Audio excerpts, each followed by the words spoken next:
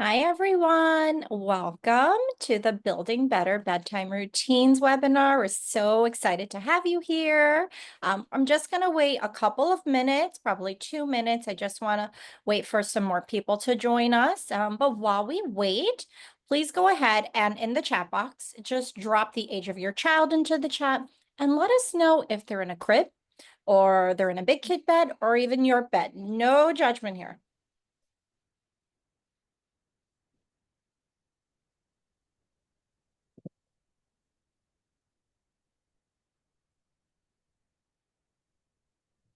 I will also put it in the chat box for those who are still joining us.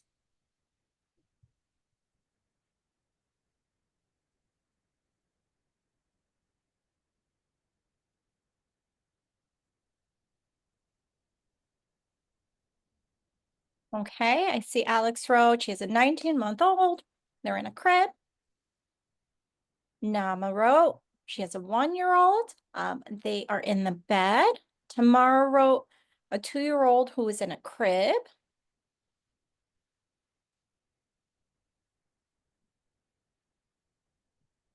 I see a 6 and a 4-year-old. They're in their own bed. Sarah wrote, she has a 3-year-old in a bed.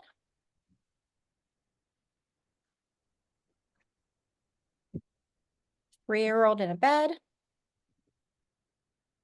And complete no judgment here. I'm a mom of a toddler who was previously sleeping in the crib.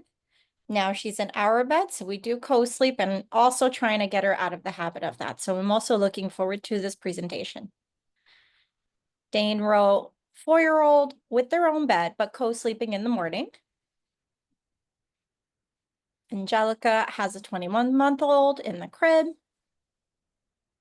Kavita has a 4-year-old in the bed, co-sleep. Andrea wrote 3-year-old in the bed, running into our bed within hours of falling asleep. I'm sure many parents can relate to that. Catherine wrote 6 months in crib. Lindsay has a 3.5-year-old toddler transitioning to a twin soon. A lot of toddlers. A lot of toddlers. So keep putting it in the chat. We're just going to get started a little bit. But again, welcome everybody. On behalf of Vivvi, I'm so happy to welcome you to a special webinar. My name is Cat Caban. I am the head of school here at Vivvi's, one of our newest campuses, really, called Carnegie Hill. I've been at Vivvi quite a long time, but I'm thrilled to see so many families here that I know joining this webinar today. I'm so happy to be joined by Meg O'Leary. She's a certified sleep consultant and the founder of A Restful Night. Which is a virtual sleep coaching business dedicated to helping families achieve consistent quality sleep, which I know we all value.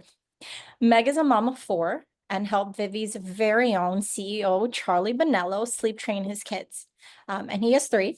So she's a local hero around here.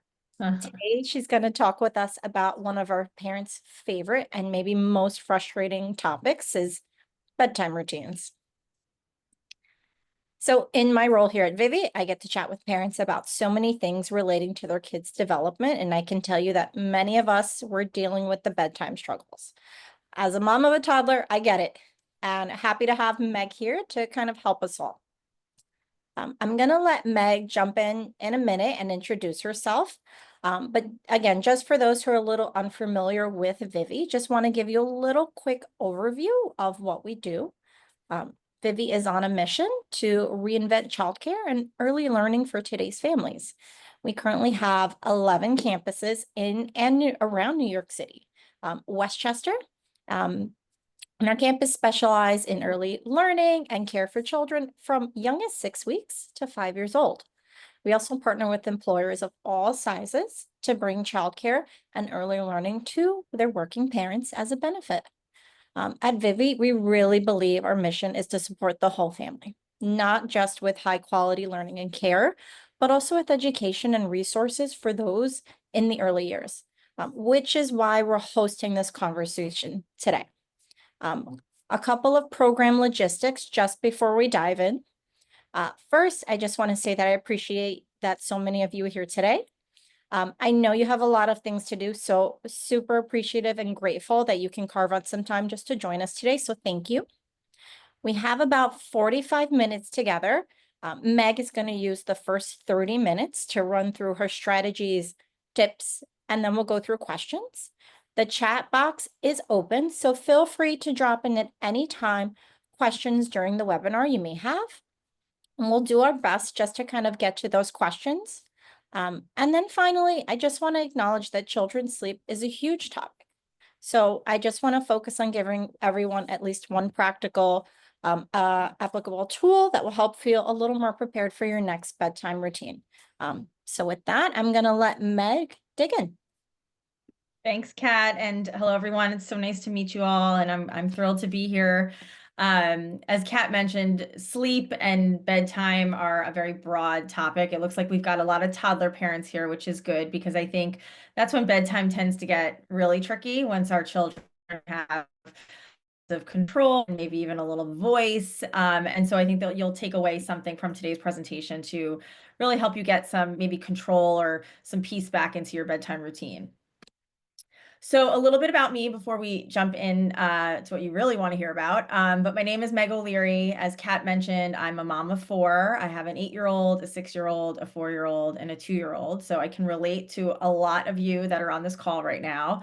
I'm a former marketing executive, worked at Amex for 15 years. And then like many, life changed with the pandemic and with just my life changing as becoming a mom. And so I left the corporate workforce and decided to become an entrepreneur. And A Restful Night and sleep in general was this sleep idea of sleep coaching was really born out of just my passion for sleep. I remember vividly my husband when I was pregnant with my first saying, "You're going to be such a great mom, Meg, like if you get sleep." And so I really kind of dove into from an early age with my eldest, and it from there became like from a passion just straight into my profession. And so thrilled to be here.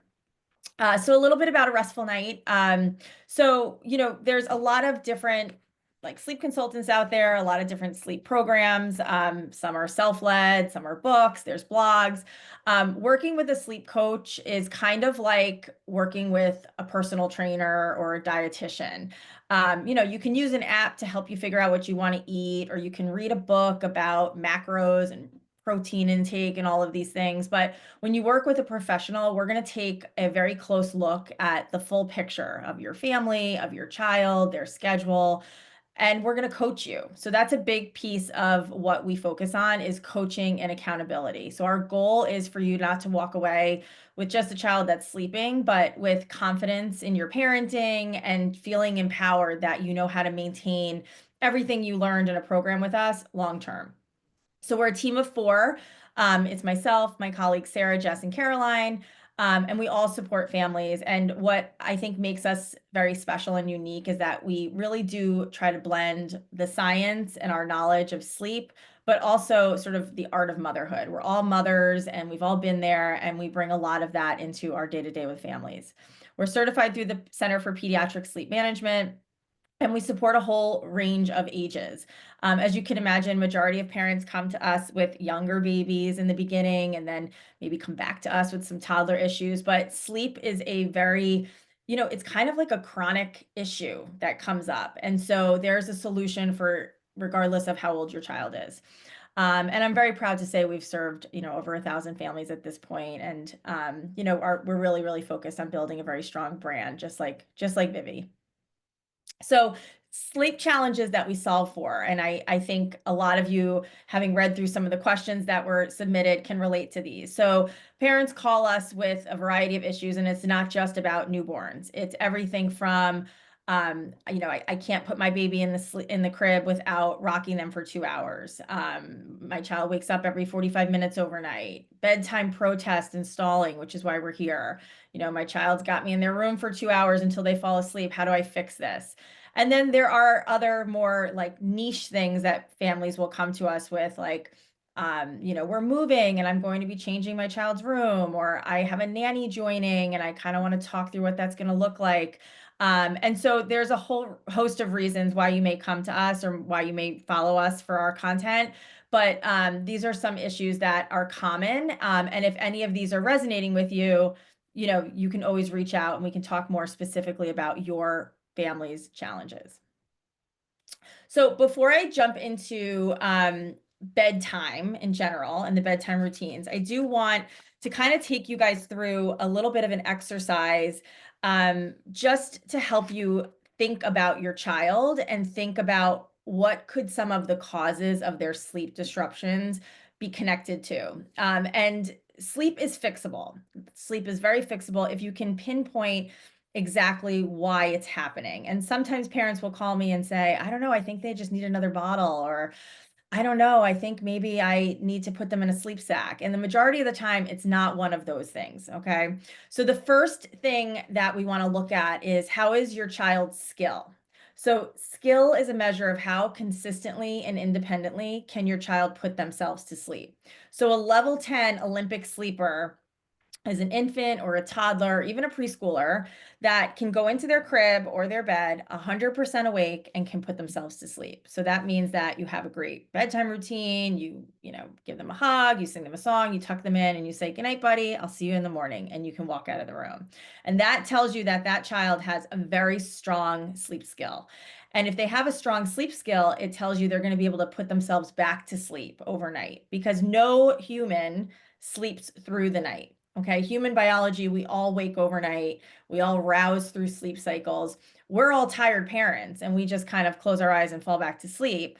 But if your child doesn't have strong skill and they rely on you, they're going to wake up and need help. They're going to need you to help them back to sleep. So skill is the most important thing of getting that consistent, predictable sleep. It's making sure that your little one, regardless of how old they are, has the tools to be able to confidently and consistently put themselves to sleep on their own. So that's the first thing, is skill. So you want to think about, okay, how would I rate my child? Are they a 0, meaning like I have to lay with them, I have to rock them, I have to hold them? Or are they a 10, where I can say, "I love you and I'll see you in the morning," and they confidently put themselves back to sleep? Or maybe you're somewhere in the middle. Maybe some nights it's easy, some nights it's hard, but skill is the most important piece. The second piece of the puzzle is will. So will is a measure of how hard will your child tap into that skill. Okay. And as children get older, the will factor becomes a bigger piece of the puzzle. And that's just because, you know, 2-year-old is much more willful and vocal than, say, a 6-month-old, right? And so will can play a role in a variety of things. So if your child is consistently coming into your bed and you don't have a plan for getting them back into their bed and you're sort of just like, "I'm tired, I'm just going to let it be," then they don't really have the will to want to do the right thing and stay in their bed, because they're kind of being sort of molded, or maybe, kind of just adapting to this new norm. And it's not wrong. It's just, you can't expect them to follow one protocol if you're letting kind of another protocol happen. And so will is impacted by your child's schedule, your routines. It's impacted by how they're napping, all of these different things, and how you as a parent are at holding boundaries. So a lot of times toddler sleep, when it's like problematic or we're dealing with disruptions, the first question we ask is like, "Tell us a little bit about your parenting style. Tell us a little bit about how you manage your child during the day," because sometimes battles at bedtime are symptomatic of just some other stuff that's going on that we can work on. And then the third piece of the puzzle is sort of like everything else. It's like all these external variables. So it could be their environment, where they're sleeping, this behavior. It could be, if they're, younger than 12 months, what is their milk intake?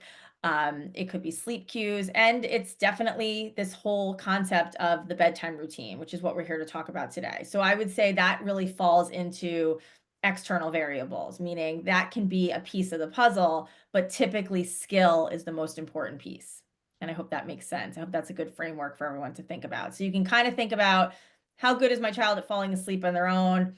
How good are my boundaries and my expectations? Do my children understand what they're supposed to do? And then the last piece of it is like, do I feel like I've got the right routines and the right structure and the right schedule? And some of that we're going to talk about today, and some of that, maybe we'll come back and do some more sessions at a later time. But this is a really good framework to kind of go into the next part of the conversation and just think about your child. So today we're going to talk about some bedtime routine basics. We're going to talk about how to time bedtime. Timing bedtime is a really big piece of the puzzle to make sure you're putting your child to bed at the right time. We're going to talk about effectiveness, so you can kind of do a little bit of self-reflection on your own routine. We're going to troubleshoot some common challenges, especially with toddlers, and then I'll bust a few myths as we go through to kind of tie things together. So let's first start with what are the most important elements of the bedtime routine. And we're going to talk about each of these as I go through the next several slides. Timing, structure, visual and verbal cues, minimal transitions, emotional connection, and then that final cue. So when I am working with a toddler family or a preschooler family, even like a infant, these are the things I'm listening for as I ask a parent to walk me through what does bedtime look like at your house? And so I'm trying to assess all of these different elements, which I'm going to walk you through. So let's start with a little myth buster to see how how smart you guys are with sleep here. So Mythbuster number one is my child should be in bed by 7 p.m. each night. So if you've read any of the books, I feel like every book out there says like, you got to put your child to bed at 7. 7 is the magic number, right? The reality is that bedtime should be flexible. Okay. And I don't mean have this like wide range of like tonight they go to bed at 6, tomorrow at 10. But what I mean is that it should very much be dictated by your child's day. And that's everything from whether they napped, what time they woke up in the morning, how active they were. And by anchoring your morning and making bedtime flexible, you're going to actually have better nighttime sleep. So if you're someone looking at this slide saying, oh my gosh, are you telling me to put my baby to bed earlier or my toddler to bed a little bit later? The answer is maybe. And I'm going to walk through that on the next slide. But I want you to walk away that 7 p.m. is not this magic number for bedtime. Okay. So nap timing, nap length, how young your child is all plays a role. One of the things I think that adapts bedtime most is whether or not you have a napping child. Okay. So we have a lot of toddler parents on the phone. Some toddler parents say their children still nap 2 hours. Some say they don't nap. And that plays a really big role in what time you're going to do bedtime. So if your child is on multiple naps, they're under the age of 18 months, maybe they're on 2 naps, you're going to find that the end of the day, their wake window is long, okay? Because they have sort of these naps throughout the day to kind of gear them up for that last stretch right before they go to bed. If your child is on 1 nap, you're going to find that that wake window in the morning should be longer because they have all night to get a good night's sleep. And then they do this long stretch, they take their nap, and then they have a shorter stretch and then bedtime. Okay. So I want you to walk away from this thinking like, okay, what does my child's day look like? And I'm going to try to evaluate bedtime as part of your takeaways. So that's an important thing. One of the biggest mistakes parents make when they move their children from 2 to 1 nap is they move that nap too early. So if you want your child to wake up at 7 in the morning and they're going down for their nap at 11 and waking up at 1, that afternoon is way too long for them. You got to push that nap later in the day to help their body kind of manage through. Okay. So 1 nap, think longer morning, shorter afternoon. And if your child is older than 2, you want to be really mindful of how long that nap is. Okay. And that's because a 2-year-old only needs 12 to 12 and a half hours of sleep, which they could reasonably get at night. And so if they're napping too long, it's going to kind of eat into that nighttime sleep. Okay. So bedtime should be flexible. So what time does that look like? So what I want you to think about is what time do you want your child to start their day? Okay. And it can't be 8 or 9 a.m. So I hate to break it to you. It's got to be somewhere in the like 6 to 7:30 range. And that's because that's kind of where our children's like their biological body clocks are kind of just like wired to want to wake between 6 and 7:30. If you have an early riser who's waking way before 6, it's probably not your schedule. It's most likely the skill or the will piece. But what I want you to focus on is what time do I want to start my day? And on the right side of this slide, you're going to see what that bedtime range should be. And the reason why this bedtime range plays a role is because we want to optimize overnight sleep. Overnight sleep is where our kids get that restorative brain building sleep that they need to grow and to thrive and to perform the next day. And so you want to make sure that you're giving them the chance to get that 11 to 12 hours of sleep overnight. Okay. So think anchor your morning and try to make bedtime flexible. The next mythbuster is around like how much sleep should my child be getting? All right. And a lot of parents think that it should be 7 to 7. Like I want my child to sleep 7 to 7. That is not necessarily a reality. Is it occasionally, or is it a sense that sometimes kids will sleep 12 hours overnight, 7 to 7? Absolutely. Sometimes kids may sleep even a little bit longer than 12 hours, but the gold standard is 11 hours of sleep overnight. So sleep needs are calculated in a 24-hour period. So there's a handy sleep chart, which we're going to send a link out to everyone, and I would encourage you to download it. And it's going to show you how old is your child, how much sleep should they be getting, how many naps should they be getting, how much time should they stay awake before bedtime. And so this is going to be a helpful chart for you to kind of walk away with and kind of pull all these pieces together to think about, am I setting my child up for the right nighttime sleep? All right. So sleep needs are a 24-hour number. So think about like a 12-month-old. A 12-month-old needs about 13 and a half hours of sleep in a 24-hour period.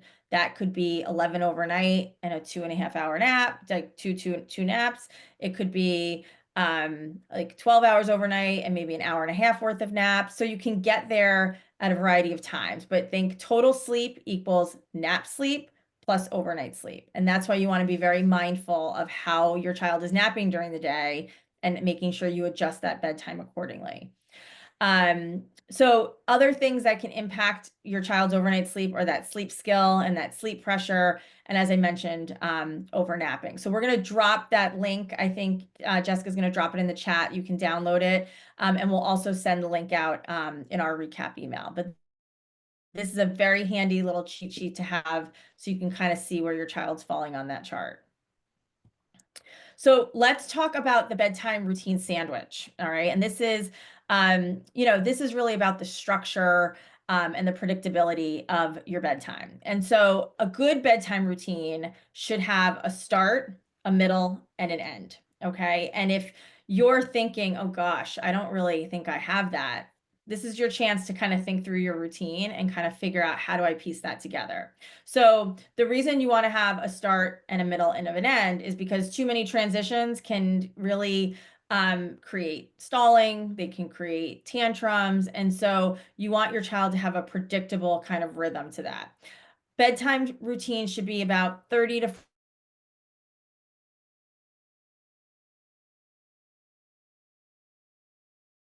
too short a routine. Sometimes it feels too rushed, and then they're like seeking more emotional connection. So aim for that, 30 to 45 minutes. So the start of your routine should be like, taking a shower or a bath. Maybe it's not a bath night. Maybe they're just washing up, teeth, and potty. So try to consolidate all that stuff, in your bathroom, get it taken care of before you move to the next part of your routine. Some parents will say, I don't really like to, I like to do their bath right when they get home from school. Or, my caregiver gives them a bath before they leave for the day, or whatever the case may be. And if that's working for your family, it's totally fine. Personally speaking, I like a bath to kind of, kind of from like a sensory standpoint, just kind of like tell their body we're powering down. And so that's why I encourage parents to do that at the start of the routine. The middle part of your routine is really about like kind of just cueing their body that we're winding down. So this is where you can do low stimulation activities like read some books, maybe it's listen to a meditation, maybe it's a puzzle, but this is really your chance to connect with your child and make sure that you fill their cup before it's time for them to go to sleep. And then the last piece of it is the tuck in and sort of giving them that final cue. And that final cue could be a song, it could be a prayer, it could be a positive affirmation, but you want to make sure it's very clear to your child that there's a start, a middle, and an end to that routine. And if there are little bits and pieces that are sneaking into this routine that feel like, I don't know if this should belong here. Like, right when we finish books, my child asks for like a banana and a yogurt. I wonder if this shouldn't belong here. Or after I do the tuck in, they end up asking for one more book. So I give them one more book.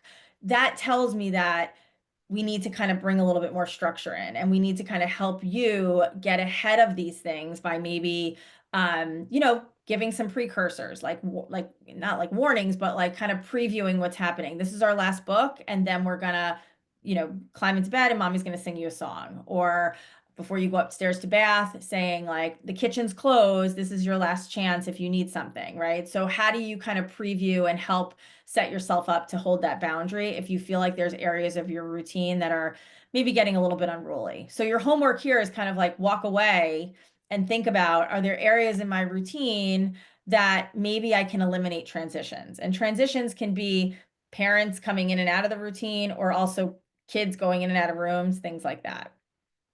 So let me talk a little bit about the power of cues. Cues are incredibly important, and cues can be verbal or visual. And we as humans, we all love cues, right? Like the doorbell rings, we know someone's at the door, or you hear the ice cream truck go by and you know your kids are going to go running. So kids are very receptive to cues. It also really helps move them through the routine without you being like the bearer of bad news, right? So one of the products that I highly recommend is the Hatch Light, which a lot of parents have just even from infancy. As your child grows, you can start to use it as a way to cue them. And you can start this as young as like 7, 8, 9 months. Babies learn cause and effect as young as 6 or 7 months, and they're starting to piece things together. And if you use them consistently over time, they will catch up on it. So there's 3 programs that I suggest parents use as part of bedtime and as part of overnight sleep. So the first one is bedtime prep. So this can be when you use the Hatch, you can set it up on your phone, and this can be the rainbow light and a lullaby. So this would be running while you're doing bath and books and teeth and kind of all of the like start and middle parts of your routine. And this is sort of signaling your child that it's time to get ready for bed. So I have 4 kids. 3 of my kids have the Hatch.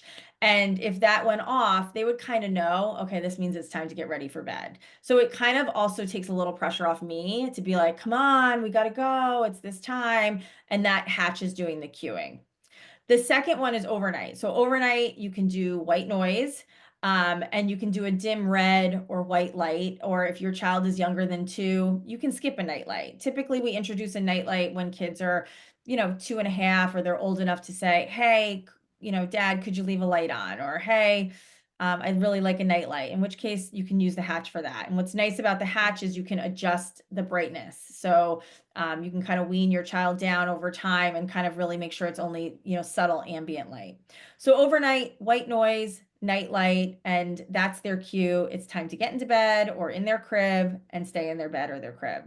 And then in the morning, you're going to cue them with the birds and the green light. And so you're going to start to do this regularly, and your child's going to learn that that's what they're waiting for. Okay. But it's important to remember that these types of cues are only as good as how frequently you use them. So if your child is waking at 5 a.m. and you're using the Hatch and you're saying, okay, well, they had a good night, I'm just going to let them in my bed, or I'm just going to go start the day and go downstairs, you're telling them that the green light doesn't matter. Okay. So you want to think about, maybe you started at 6 a.m. and then you move the light back towards 7 as your child really gets used to that cue.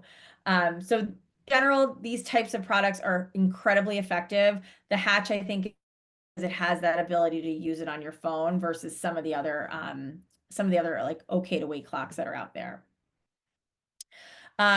A bedtime routine chart is another very helpful tool, and you can introduce this as young as like 18 months. As soon as your child is starting to identify pictures or can point something out, like you can introduce this. You can make one on your own, you can buy one, but what I say is usually make it simple, but make it visual, and incorporate the most important parts of your routine on there. And you want to hang this in a visible place in their room. So you want it to be something that before you tuck them in or before you tell them to go into their bed or their crib, you can say, okay, let's quickly go through our chart and make sure we did everything. Did we brush our teeth? Yep. Did we take a bath? Did we get our jammies on? And so it's just a way to make sure that you're also voicing all of your needs are met before they go into bed. So you can hang this on their room. You can run through it every night. And it also helps to keep, all parents and caregivers like on the same path and doing the same things. It's a big issue that we deal with as we get older, like as your kids get older, you're like, well, dad likes to do this and mom likes to do this. And when my grandma's here, she does this. And kids can sometimes have a hard time decompartmentalizing things. And so the more consistent we can be as caregivers, with variation, of course, the better you're going to have in terms of, getting that bedtime routine predictable and eliminating a lot of that stalling. So you can make one, you can download one on Canva or Etsy, or even on like Amazon, they have ones you can buy.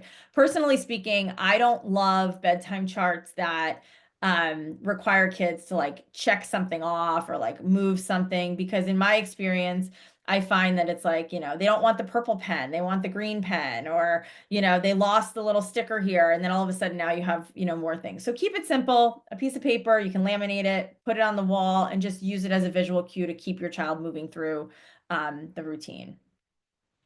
So we talked a little bit about minimizing transitions earlier, but I did want to, talk about this a little bit more and just give an example. And this is something that you can kind of map out, with your parenting partner, or if your caregiver is putting them to bed or whatnot. But think about like, what are the steps of your routine right now? Because this can be one of the biggest game changers for parents.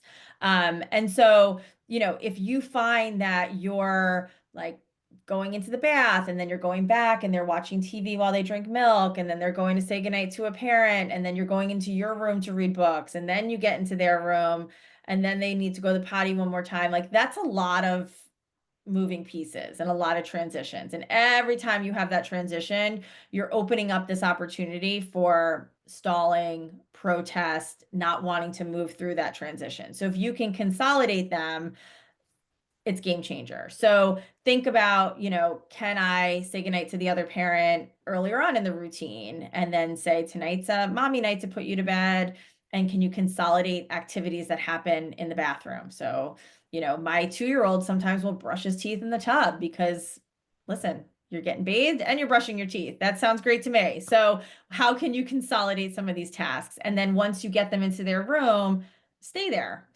and power down, get their pajamas on, do the books, that final cue, and into bed. So that's another little bit of homework that you can take away, which is like, how do I look at my bedtime routine and think about like how to minimize it? You also can think about, am I starting it too early? Like I said, 45, 30 to 45 minutes is usually about the right amount of time. So if you feel like, oh, well, I'm starting this at like 7 o'clock and they're actually not getting into bed to 8:30, it may be that you need to do a little bit more emotional connection or playing on the front end. Now that it's getting nice out, maybe it's after dinner, you go outside and do a quick scooter ride for 20 minutes, and then you come inside and do the routine. So it's not just about the steps. Sometimes it can be a little bit about the timing as well. So the last moments of connecting are really, really important, especially in this world where, we're all so busy and there's a lot of, dual parents working in the home, and, our kids are at school or they're at daycare, they're with their caregivers, and this is a big time where they want to connect with you. So I want you to walk away knowing that you can have structure and you can have expectations and clear boundaries, and you can still have a very loving, attached and, emotional bedtime routine. And this is where like having that middle part of your routine where you're doing the puzzles or the books or you're connecting is really important. You're filling your child's cup and you're giving them that opportunity to really connect with you. You do want to make sure that you have that last cue. Okay. That last cue is really important because it really signals to your child that like, we've done everything and now I'm tucking you in. And so again, that can be a song, it could be a prayer. You want it to be repeatable. You want it to be something that you do every time you tuck them in. So if they're napping, you're singing that song. If you're putting them to bed, you're singing that song. And it tells their body that that's it, I'm powering down. And it can get a lot, I would say it's a lot more important as they get older and you have your child saying, oh, but I have one more question, or I need one more book. And it allows you to kind of hold that boundary and say, we already did our song. We can put that book to the side for tomorrow. Will they love it?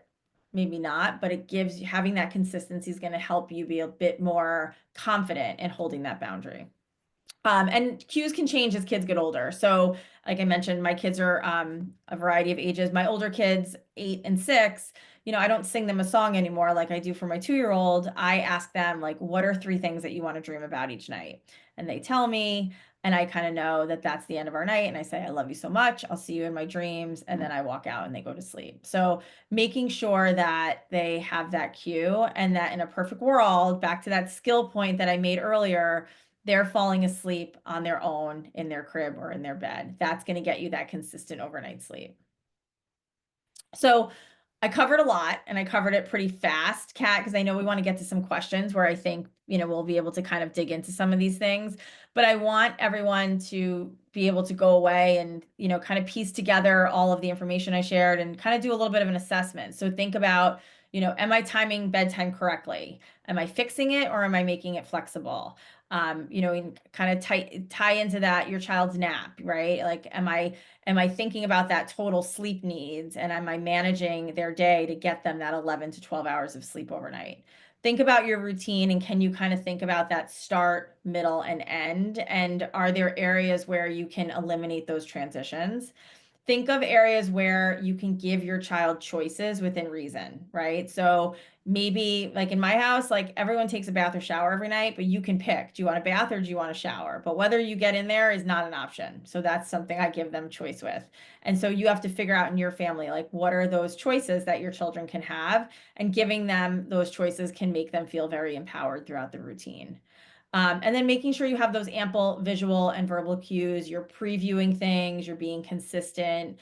And so doing your own little assessment of this is going to help you understand, is it the bedtime routine, or is it something else that you may need to tweak to get that consistent sleep? In which case, like I said, we can always dig into your personal situation in more detail on a call.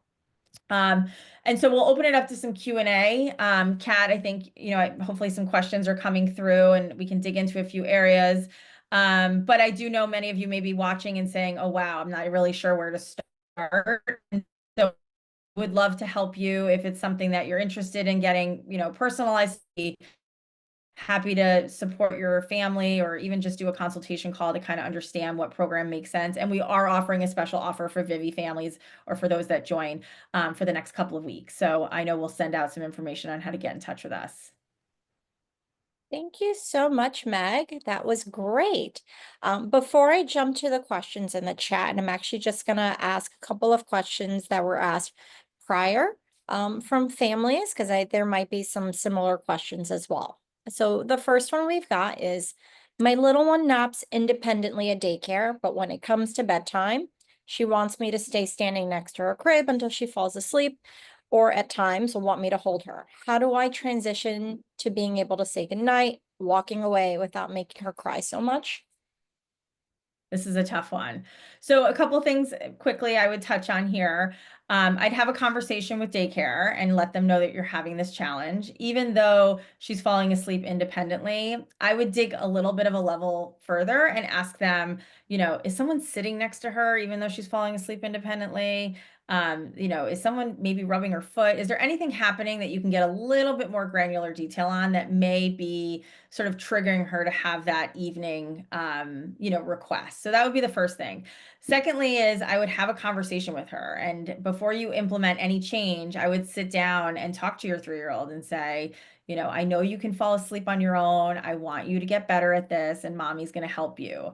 I know change is hard, and you can kind of like validate her feeling, but really set the expectation that you're going to teach her how to do this. And you have to get okay with the fact that she may not love it. And I know no one wants to hear their child cry. Trust me, I have 4 kids. If I could make them not cry, I'd be a bajillionaire. But every child cries at some point when they're feeling like they're not getting what they want, right? And so that's why having that conversation in the beginning can be really helpful. Make sure you're looking at your bedtime routine and ensuring that you have that emotional connection, and that you have that, start, middle to end, and that structure. And then once she goes into the crib, that's when I would suggest, getting a chair and sitting in that chair as opposed to standing there. And then the next day, move that chair a little further. And then the next day, move that chair a little further. And so you're there, you're supporting her, but you're really starting to fade back how much support you're giving her, and you're getting in the control seat a little bit, with the goal that by the end of week 1, you're out of that room. Okay, so those are some quick tips.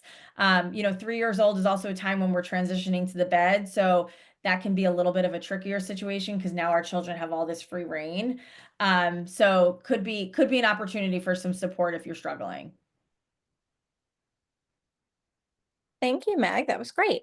I think this is a question I think many of us can relate to. So, since transitioning from a toddler bed or to a toddler bed, my 3-year-old son does not want to fall asleep alone and will come out of his bed instead of falling asleep. How can I get him to fall asleep independently again? This is very consistent with the last question, just different sleep space, right? So the difference with this question is that your 3-year-old no longer has these boundaries, these crib walls to say, like to kind of really enforce their will, right? Now he can just dip his little toe out of the bed and he's on the floor and there he goes. So I would definitely like think about the conversation, look at your bedtime routine, make sure you have a good cue. I would also look into whether he's napping during the day and how long that nap is. Sometimes when you're trying to put an undertired 3-year-old to sleep in a bed where they don't have a boundary, their impulse control to stay in that bed is very low. Okay. So I would look at whether or not they're napping and making sure that, you know what, are they good and tired to go to bed? Not that I'm promoting bedtime late, but we want to make sure their sleep pressure is at the right place. And then I would implement the chair method as I mentioned it before, and I would get myself out of the room. The biggest difference here is that you may need a physical boundary, meaning you may need like a gate on his door to say, hey, buddy, I know you're having a hard time staying in your room, but mommy's job is to keep you safe. And if you can't stay in your room, I need to put this gate up here just to make sure that you stay safe because I can't have you walking around the house in the dark. You could fall, you could get hurt.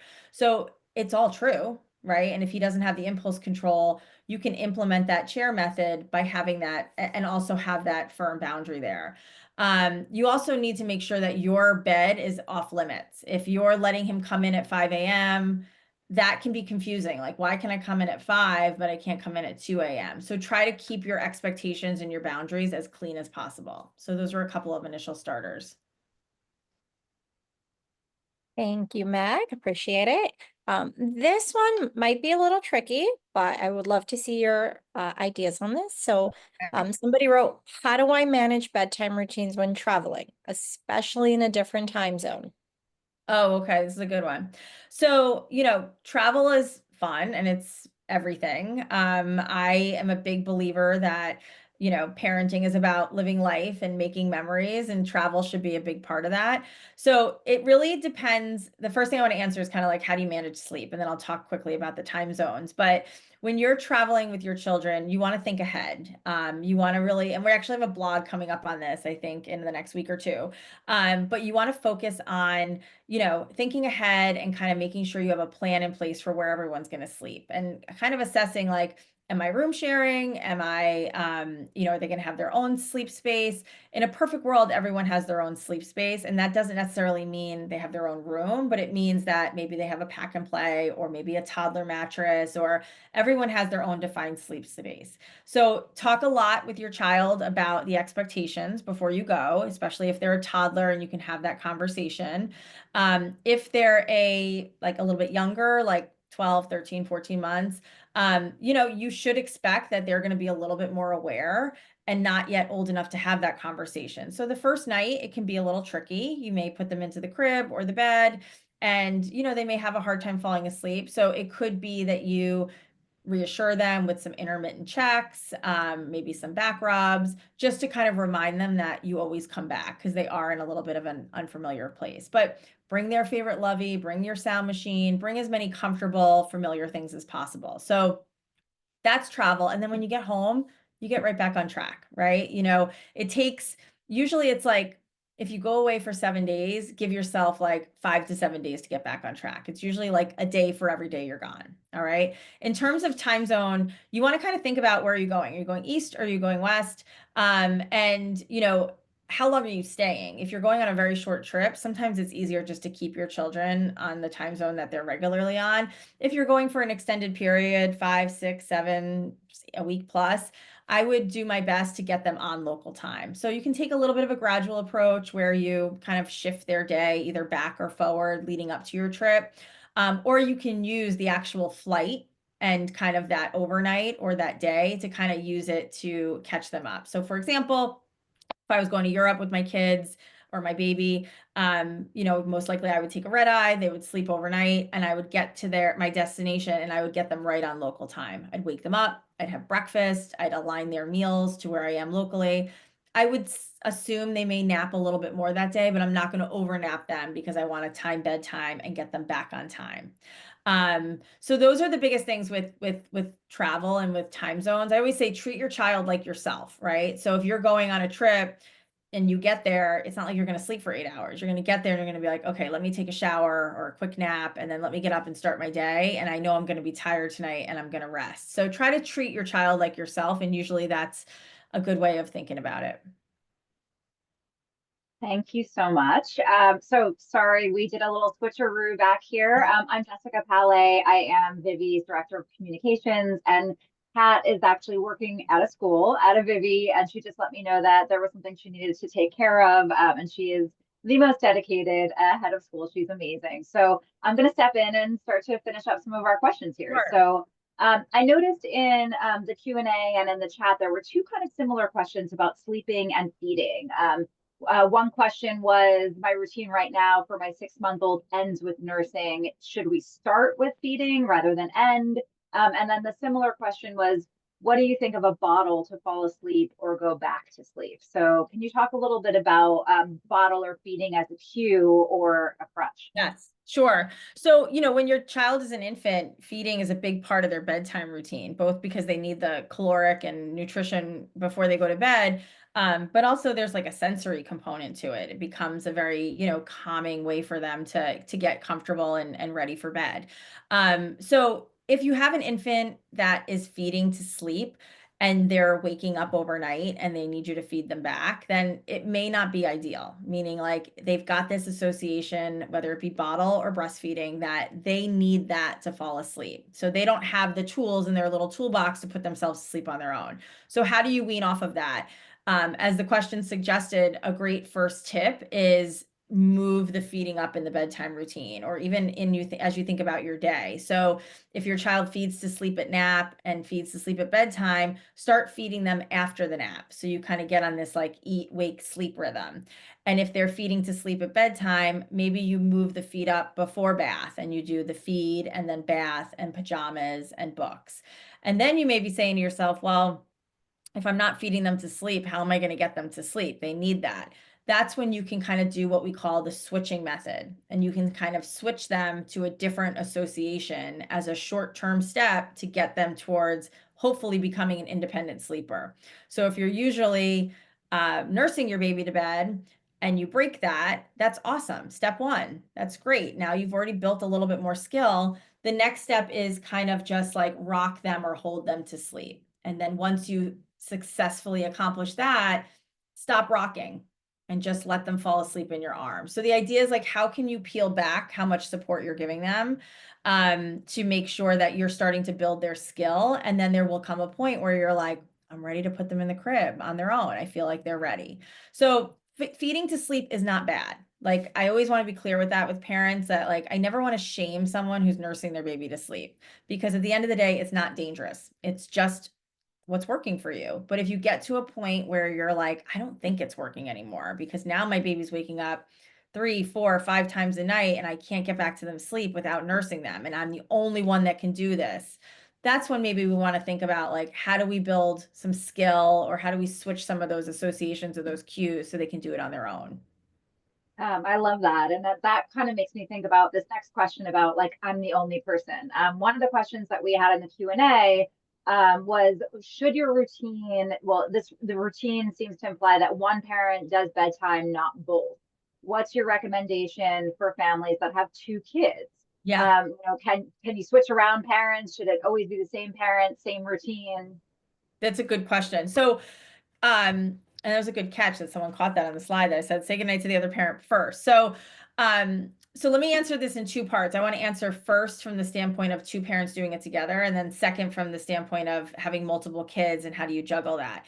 So my suggestion with parents is always have one parent lead bedtime for your child. So let's say you have an only child and both of you are going in there with your 3-year-old and you're like, oh my gosh, this is crazy. Like, I have no structure, I have no control. It's because there are two VPs in the room and your child has become the president, right? And so when two parents are in there, your child isn't sometimes sure who to take direction for. So they're like, well, I'm going to make the rules.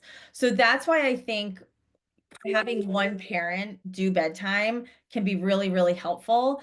And you can set up a little calendar or a little structure so that, you can kind of get into this rhythm where you're like, tonight's a daddy night, or tonight's a mommy night, or tonight's a grandma night. This way your child knows what to expect. So that's why I suggest one parent doing bedtime. I also think over time, if you're trying to really focus on independent sleep and you're leaving the room after that final cue, sometimes it can be jarring for kids if two parents are leaving at the same time. It's like, wait a second, you guys get to go together and I have to stay here. So I think from like an optical standpoint for kids, one parent doing bedtime is helpful. In terms of like multiple kids, I mean, no one knows this better than me, right? 4 kids over here. I do bedtime a lot on my own. The first thing I would say is like lower your bar a little bit. You know what I mean? It's never going to be as serene and smooth as you think you want it to be. But the first thing I would say is focus on independent sleep. So if your children know how to fall asleep, bedtime, as a single parent or as a solo parent in the evenings is much easier if you know that your child can go into bed and put themselves to sleep, because now you're not kind of, I have to rock this one while this one's doing this. And then by the time I get this one down, I got to go back to this one. You can live in a world where you tuck in your 3-year-old and then you go and you feed your 6-month-old and put them to sleep, right? And so the idea is, I think, thinking about like, how do I set my children up to do as much of it as possible on their own, even if it just means they can put themselves to sleep.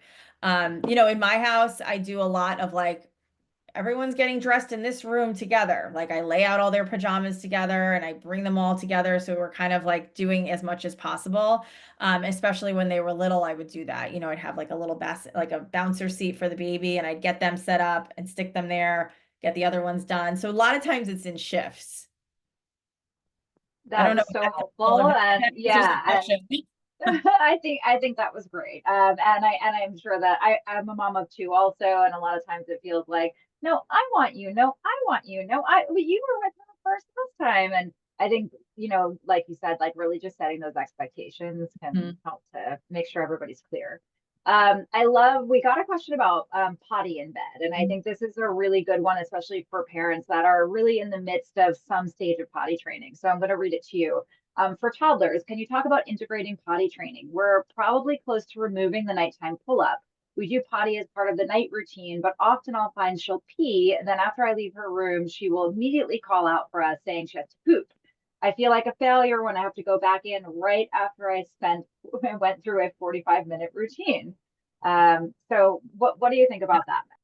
So, potty training is a big developmental milestone for kids. I would say if you're on the front end of potty training, like just starting, my feedback is like, don't stress too much about overnights and about naps. Like, leave your child in the diaper or the pull-up and know that they are going to eventually get there.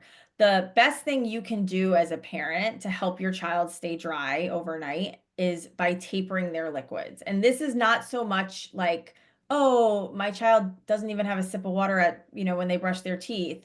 It's about thinking about the day and thinking about the day like a pyramid, right? So the bottom of the pyramid is bigger than the top. So you want your child drinking like 2/3 of their drinks, of their liquids for the day, before 2 or 3 p.m. at the bottom of the day, so that as the day goes on, they have this chance to like kind of flush things out. So that's the first thing, is be very mindful of how much your child is drinking.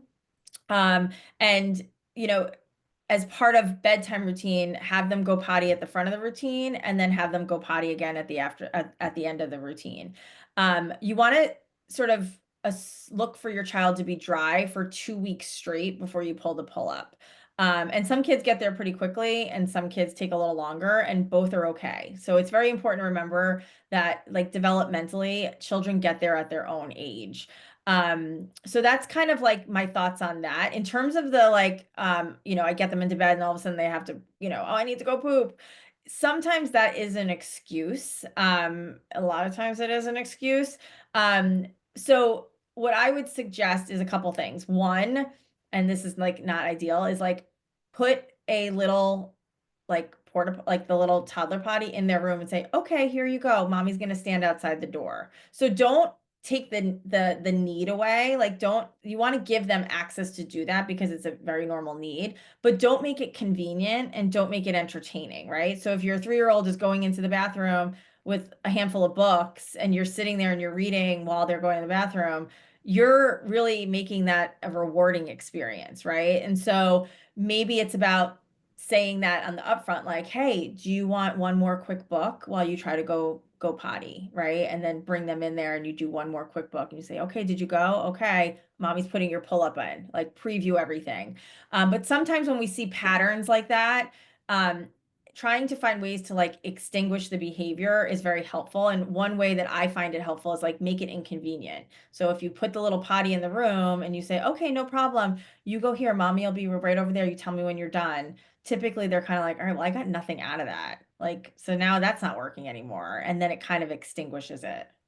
I love that. And that is a great tip for parenting, even as they get older. Like, Yeah, don't like make that anything. thing rewarding. Yeah, I mean, you have to think about, what is your child looking for and what are you giving them, right? Is it the attention that Yeah. they're looking for? And it's hard. Like, you don't want to regress them. You're in this state of, like, they're telling me they need to go, they're doing what they have to do. And so, sometimes it's not just one approach, it's a couple of approaches working together.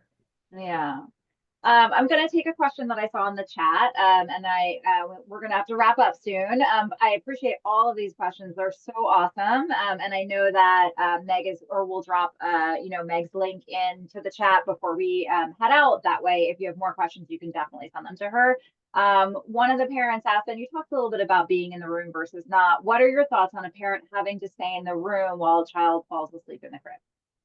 So it's a different layer of support. I think, there's different layers of how you're helping your baby, right? Like, feed, or your child, like, feeding to sleep is very high dependency. Rocking to sleep is next. Holding to sleep, holding their hand, being in the room, coming back and checking them, right? So there's, like, all these different layers. So I think it's one of the lower levels, just sitting there, but I think it's also still a dependency. So if it's working and your child is falling asleep pretty quickly and you're able to leave the room and they sleep through the night and they're happy and confident in their crib, I don't think it's the end of the world. You could sort of start to maybe move yourself out and start moving towards the door, and then maybe you'll have more confidence and you can switch to a different strategy, like a check. If your child's waking up consistently and calling you back in to have you sit there, that's when I would say it's challenging, because they're obviously not having that independence. Sometimes even just changing where you sit is a helpful first step. So, like, a lot of times parents will say, oh, I just sit in the recliner in their room. I've had parents, like, I'd say, like, take that recliner out and just go get, like, a folding chair and just let's use that and let's move them out of the room. So a lot of it is control, right? So, and a lot of it is also, like, having that conversation with your child. Like, they can absorb this stuff as young as, like, 2 years old. You can have that conversation. You can, repeat it to them, all of those things. Yeah. Okay. That is super helpful. And I know we've got probably so many more questions, but I just wanted to say, on a weekly basis, usually, assuming everything is going normal in my personal life, I do a Q&A on Instagram, where people can submit questions. I usually try to do it at least once a week. Sometimes it's once every 2 weeks, but you can submit a question and I try to answer, like, at least 10 of them.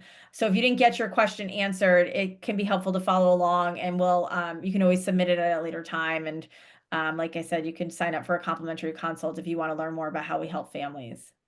Thank you so much, Meg. Do you want me to just drop your Instagram handle into the Yeah. chat? You want to just read it to me? So it's at A Restful Night. So it's www on Instagram /A Restful Night.